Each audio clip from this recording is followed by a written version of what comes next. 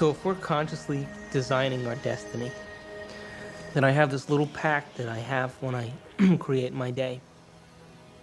I say I'm taking this time to create my day, and I'm infecting the quantum field.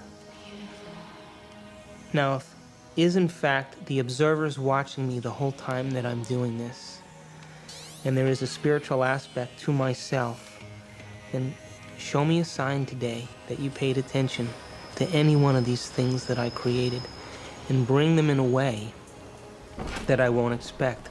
So I'm as surprised at my ability to be able to experience these things and make it so that I have no doubt that it's come from you.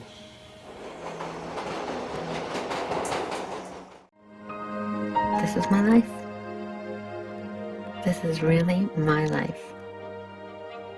To me, I think enlightenment is letting go of all the things we believe that are not benefiting us in life, or that are barriers to our life, to the good things in life, and to release them one by one and just think, I don't have to believe that anymore.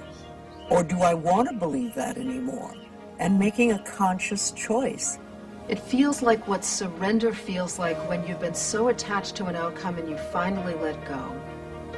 And you feel this deep sense of relief in knowing that, you know what, the cards are going to fall the way they're going to fall, and I have the ability to handle whatever happens. It feels like awe. There's just this powerful knowing that you're not alone.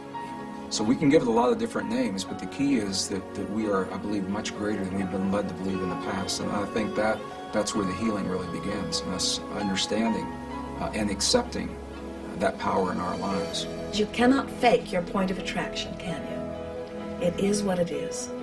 And everything in the universe is reflecting it back to you.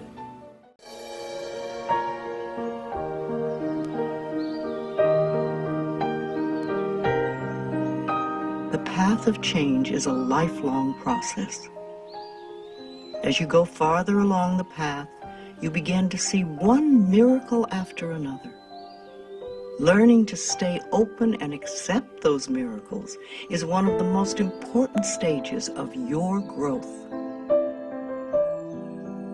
No gardener is ever going to go out into a garden and say, give me some vegetables and then maybe I'll water you. You know, that's not the way manifestation occurs. What you do is you go out and you tend to the vegetables and you water them, and then, you know, the harvest comes. So if you're giving out a feeling of, I'm okay, I'm good enough as I am, and I am acceptable, and I love life, and I love me, and you start having gratitude for yourself and for life, then life treats you differently because you are having a different vibration that you're giving out and getting back. And that's when things really start to flow. What was interesting, the challenge for me, was that I thought there was limits to how far you could take this. And I have to credit Louise Hay as the person who opened my eyes that it's unlimited. She did it on her own. A woman publisher who has changed millions of lives worldwide. Her house overlooking the ocean, and her organic garden, and her beautiful koi pond, to me were just physical representations of heaven on earth that she had made with her own thoughts. No one inspired someone by being sick or broke or poor. If you want to help someone, you let it shine. You become that beacon on the hill. The universe loves grateful people. The more grateful you are, the more you get to be grateful about. It's that simple. Life is really very simple. We make it enormously complicated, but it doesn't have to be. We all go through an evolutionary process in our growth where we start out wishing and hoping and believing that the universe is like Santa Claus and all you have to do is write your list up and you get what you want. But there's a commitment to consciousness and a commitment to action that's necessary in order to be able to manifest the things that we affirm or we intend. When I was wishy-washy about wanting a soulmate, I got wishy-washy results. I got, this guy writes poetry and this guy has a good job, so put them together, I got a soulmate. But when I got clear, right away, it happened. Nobody in the history of my family that I know of has ever had a successful relationship. I realized that it would be breaking absolutely radical new ground if I was able to create a relationship that worked, that would be an unthinkable thing to do. And what better thing to make happen, than something completely unthinkable. And so I designed what I wanted in a close relationship in my mind. And honesty, a relationship where both of us were free to pursue our creativity, our creative callings, and that each of us took full responsibility for our lives so that we didn't get into blaming each other. From that moment, it only took a month until Katie came into my life and basically set the tone for our whole last 27 years together. I have an intention that says, I want to meet a partner that I love. I want to have a relationship that's meaningful to me. But then the next question I ask myself is, how do I need to grow and evolve in order to become that partner so that I can attract that partner to me? I am healthy, whole, and complete. I express gratitude for all the good in my life. Each day brings wonderful new surprises.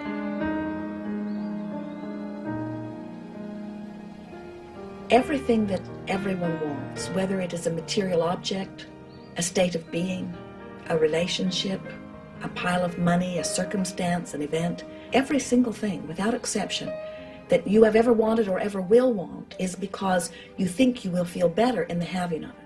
So, if you will let your primary intention be to feel good, you will work all of the wrinkles out of this evolving journey that you're upon. Every time I've visualized or affirmed, I get this inner roadmap given to me in the form of gut feelings that are repetitive, that urge me to take action, or visions. I was married. What I later learned is that we don't have to worry about how to put our visions or our dreams into reality. All we have to do is follow the guidance that we get one step at a time.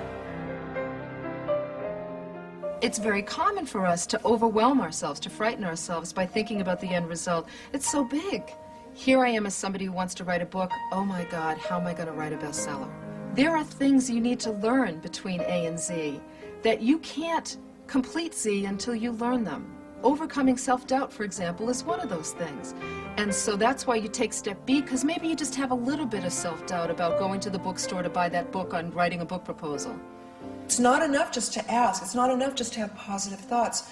You've got to follow the guidance you get as a result. Sometimes people tell me that they feel like their prayers are being ignored. Because the universe gives us little baby steps, one step at a time, it's often unrecognized when you're told to go read a book, take a class, call someone, write a letter.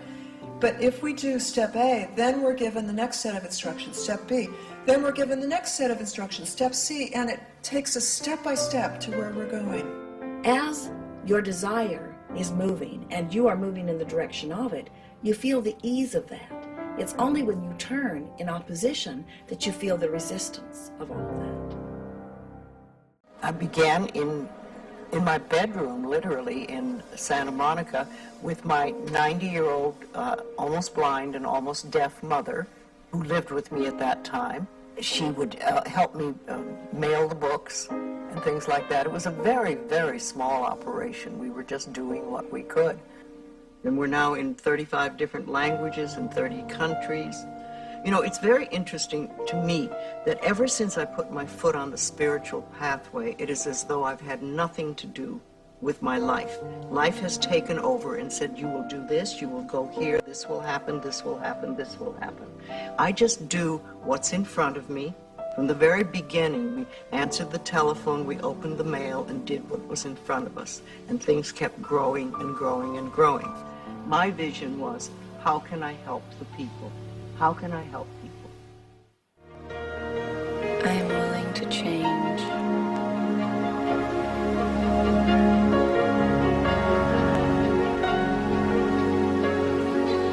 What you think and what you believe is what will come true for you. Your thoughts create your life. It's that simple. And when we can get that, we can make enormous changes.